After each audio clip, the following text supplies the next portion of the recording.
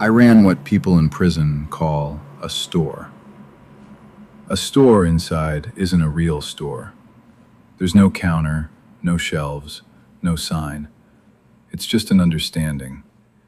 You have things other people want, and you lend them out. With interest. Simple as that.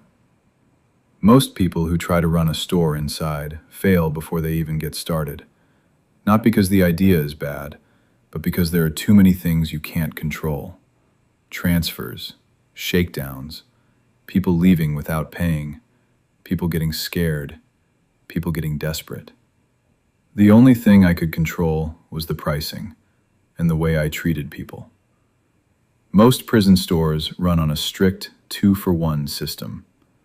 You borrow 1 pack of cigarettes today, you owe 2 when commissary comes around. It's brutal, but that's how it works. It's basically a payday loan with no paperwork and very real consequences. I didn't run my store like that.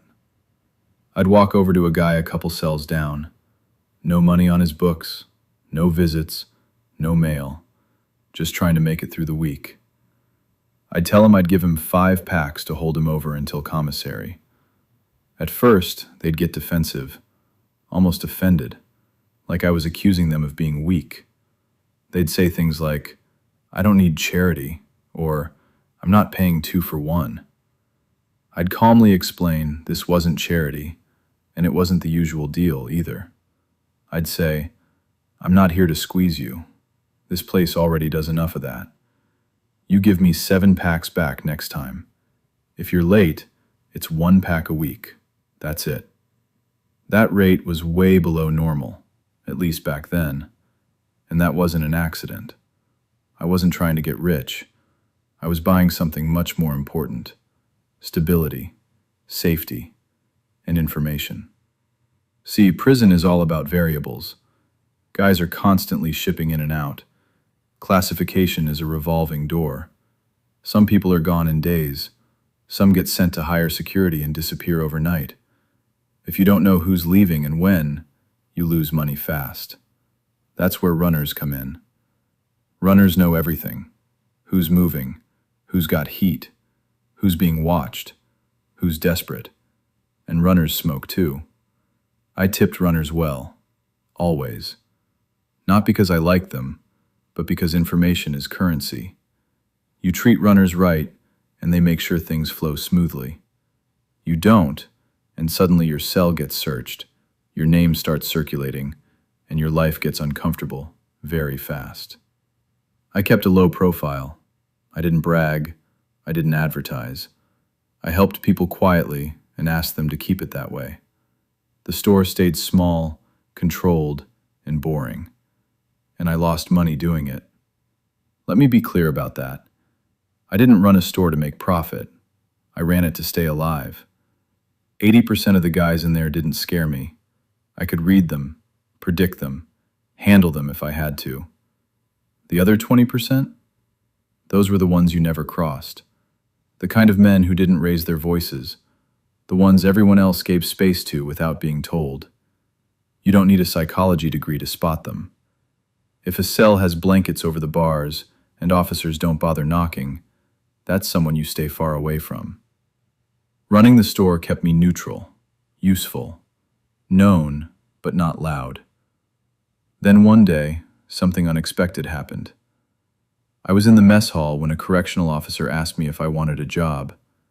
I honestly thought it was a setup. A job? Inside? I asked what kind. He said they needed someone to stand by the tray window and make sure nobody threw out utensils or dishes. Apparently, people like to sneak things out. It sounded simple enough. Gross, but simple. And it turned out to be the best move I made in that place. On the other side of the window was another inmate, a huge guy, built like a wall. His job was loading trays into the dishwasher. We started talking during shifts and realized we liked the same music.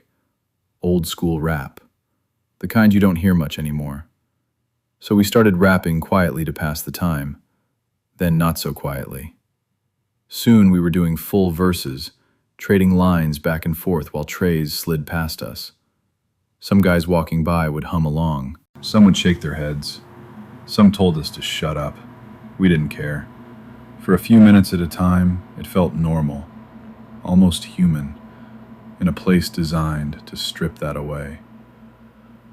Weeks later, I had a laundry mix-up. My clothes came back way too small. I told an officer. He didn't care. So now I'm walking around in clothes that barely fit, feeling exposed in a place where that's never a good idea.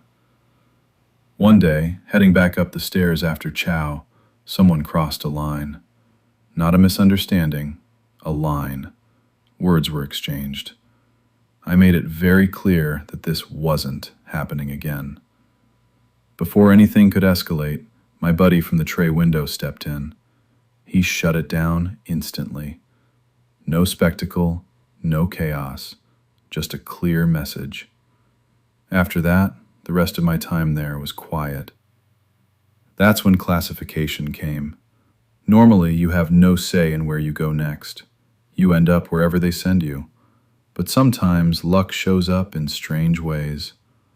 My sister had gone to college with someone whose father worked high up in corrections. He had influence over reclassification. Through a mix of luck and timing, I got asked where I wanted to go. I picked a facility known for younger inmates, lower volatility, more structure, and that choice changed everything. I was transferred to a facility in southern Ohio, a place with a reputation for housing younger inmates, mostly 18 to 21. Compared to where I'd been, it felt almost unreal. The place used to be called a boys' institution decades earlier. Old history clung to the walls. 4 large dormitories surrounded by double fencing and razor wire. Still prison, but a different kind. My first job there was cutting grass outside the fence line. Yeah, outside. I remember thinking how insane that sounded. In another facility, that would have been unthinkable. But here, somehow, I was walking the perimeter with a mower, fresh air in my lungs, pretending for a moment that I wasn't locked up. Whether it was luck or my sister pulling strings, or a combination of both, I caught a break. Not long after, I was reassigned to the library. That job changed my daily life completely.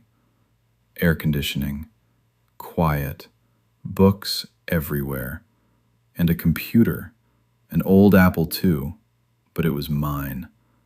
I had responsibility, I had routine, I had space. I even had access to a single-stall bathroom with a lock. In prison, privacy is more valuable than cigarettes. Life settled into a rhythm. Work, reading, gym, meals, repeat. And then there was gambling. Gambling inside is serious business. Not dice games, not nonsense. The real games were spades, euchre, and poker. I stuck to what I could control. Euchre was my weapon. A euchre deck has 24 cards, 4 cards per book, 5 books per hand, plus the kitty. Most people play on instinct, on luck. I didn't. I could remember which cards were played, in which book, by whom. Every hand reshuffled the same 24 cards over and over. Patterns emerge when you're paying attention. The trick wasn't winning every game. The trick was losing just enough to look normal. Cheating in prison is a death sentence. But winning? Winning at the right time? That's acceptable. Teams that just cleaned you out won't hesitate to offer double or nothing. They don't think it's rigged. They think they've got momentum. That's when you take everything back. I made more money gambling than I ever did with the store. And unlike the store, this wasn't about safety.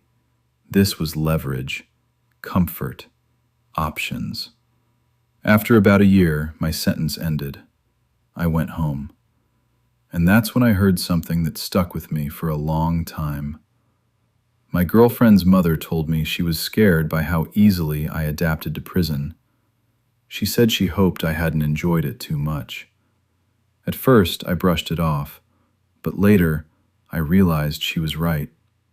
I didn't struggle. I didn't fall apart. I found my place fast. I was liked, respected, comfortable. That realization scared me more than prison ever did.